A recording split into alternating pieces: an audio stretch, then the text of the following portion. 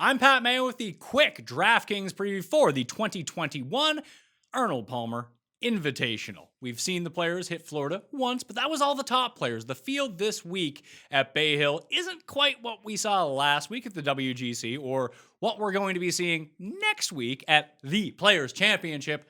All caps, it has to be shouted at all times. Them's the rules of how the nomenclature on the PGA Tour ends up working. But this week for the field at the Arnold Palmer Invitational, being an invitational, it's a smaller field than we're used to seeing. Now, we saw an invitational 2 weeks ago at the Genesis, so it might be somewhat familiar in the back of your minds, but 123 players, that's far fewer than your regular tour event. That means 53% of the field, at least, is going to end up playing the weekend. So it means you can lean a bit more stars and scrubs, take a few more chances because those bottom end players do have a higher percentage theoretical chance of actually making it through the cut, especially when you look at the very bottom end of this field and you have three past former champions who haven't made a cut on the PGA Tour in like 25 years. They're not going to make the cut. There's a bunch of bottom rung players that you can just kind of cross off the list right away, thus shrinking the field even more. So 6 of 6 percentages, unless one of the big popular names ends up missing, is going to be much higher than you would see in a normal week. Probably not as high as it was at the Puerto Rico Open.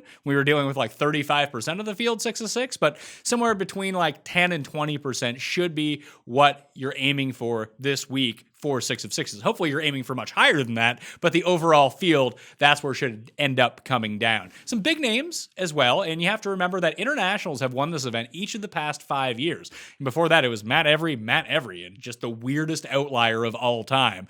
But looking back at the past champions, like I said, not born in the United States, when we think about the very top of this field, the best players are generally all European. Yes, you have Jordan Spieth. Yes, you have Bryson DeChambeau. But other than that, you're looking at Tyrrell Hatton, Matthew Fitzpatrick, Rory McIlroy, Sungjae Im, Tommy Fleetwood, Victor Hovland, Hideki Matsuyama, Paul Casey. And then you have like Harris English and Patrick Reed also coming along for the ride. A bunch of European Tour specific players also, because they're here to play in the WGC in a few weeks for the match play, and the Masters are really kicking off their PGA schedule at Bay Hill. And a lot of them are playing in the Players Championship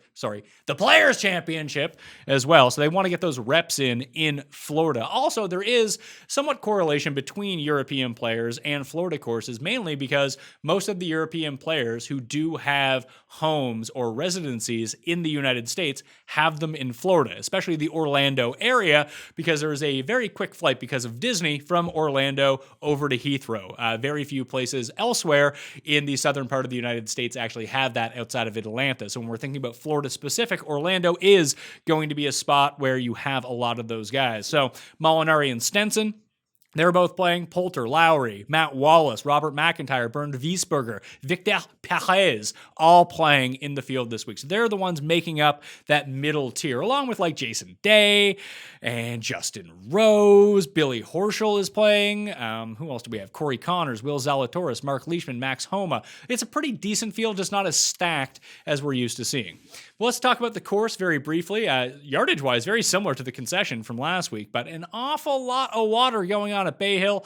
We know it from seeing it almost every single year. It's going to be tough to parse through the stats from a year ago because the wind got way up. Matthew Fitzpatrick presented the only round under 70. One guy shot under 70 in both weekend rounds last year. That's how devastating it won. Tyrrell Hatton shot 74-73 and became the first player to shoot consecutive rounds over par on a weekend to win a tournament since Jeff Ogilvy at the 2006 U.S. Open, which you may remember is when Phil put it in the dumpster on the 72nd hole and lost the U.S. Open to that Jeff Ogilvy. So I wouldn't expect it to play as extreme, but you do want to check in on the weather before doing anything in case a wave stack presents itself. But overall, Bay Hill is a par 72, 7,419 yards, Bermuda grass greens. Hatton, Molinari, McIlroy, Leishman, and Jason Day, your past 5 winners. Now, normally it's like minus 12, minus 18. That was Rory. In really good conditions, minus 11, minus 17. So somewhere in the double digits. Hatton won last year at minus 4. So I wouldn't expect to see a repeat of that. Not to say that Hatton can't repeat, but minus 4 being the winning score,